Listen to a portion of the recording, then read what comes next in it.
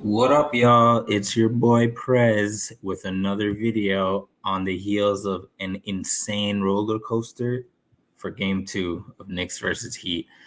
This video is half me being impressed with Spo in the Heat and half me being a hater.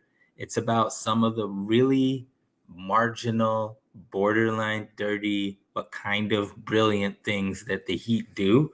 And they do them so well and consistently up and down the roster that I'm pretty sure they're actually practiced. So we're going to go through a couple clips here. The first one, y'all will remember as the play.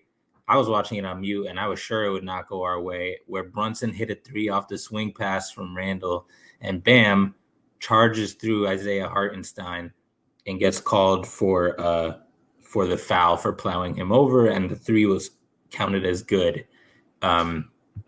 Just watch the tape. Y'all remember this play. They reviewed it a bunch of times. I was watching it on mute, and I was sure it was not going to go our way. So this is actually not the first time something like that has happened, where flare screens are set. Flare screen means an off-ball screen to free up a shooter for an open pass, for an open three.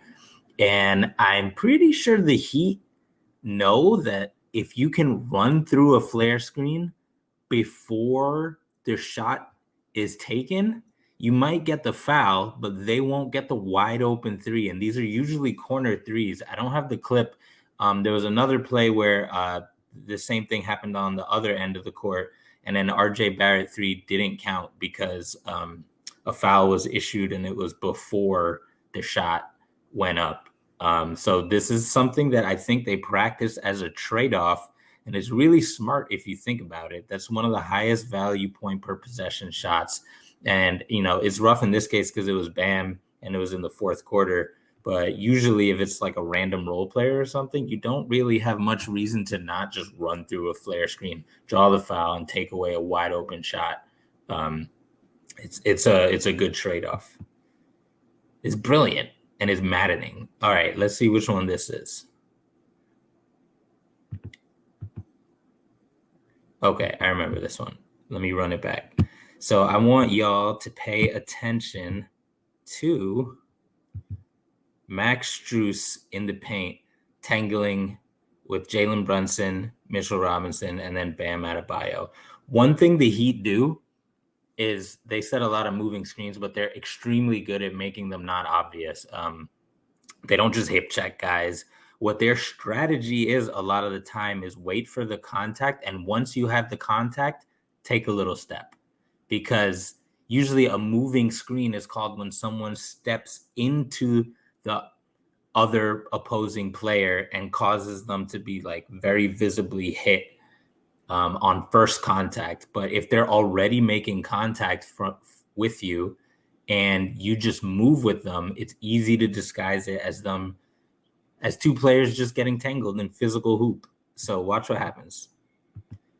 First, he has his arm out, and he's trying to hold Brunson, and Brunson's trying to hold him back.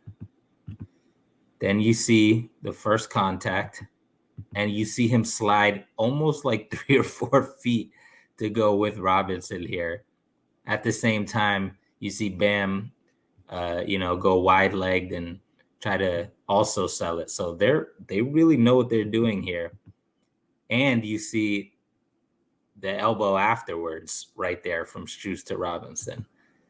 It's just really hard to pick that up. Now let's watch another play. You see the shuffle again after Mitch makes contact. He fell over, sold it well. It's really hard for a ref to figure out where is the line between moving screen and offensive foul, particularly if the screen setter flops like that afterwards. So it really puts the refs in quite a conundrum.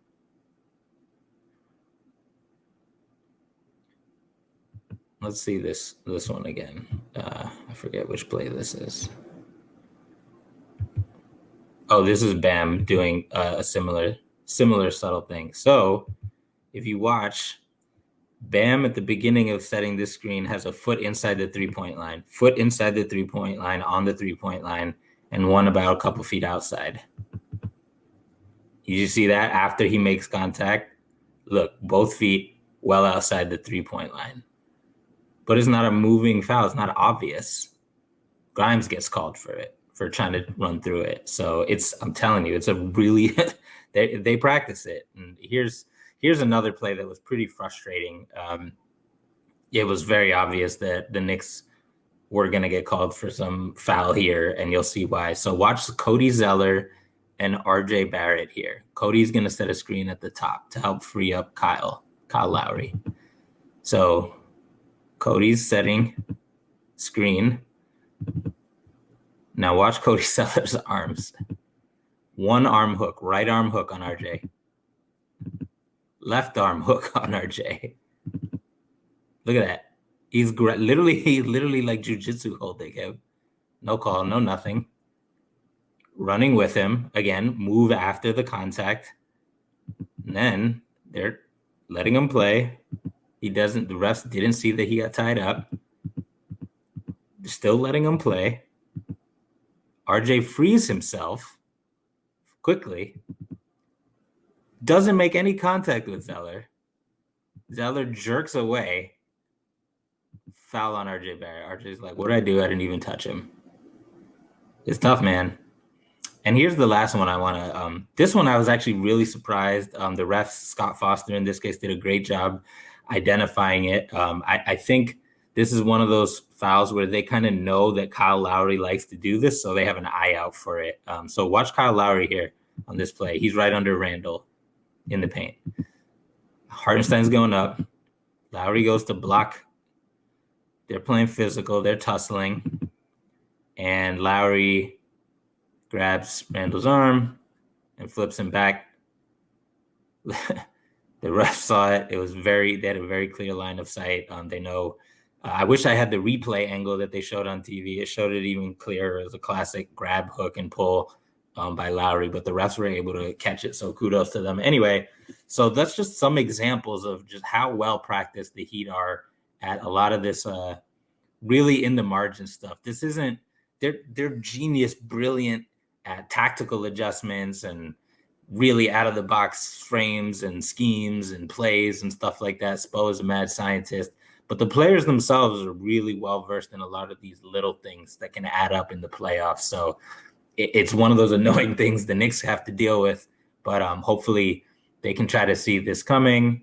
Hopefully, Tibbs and other players and other assistant coaches can tell the refs to look out for this stuff, because it's going to continue for the whole series.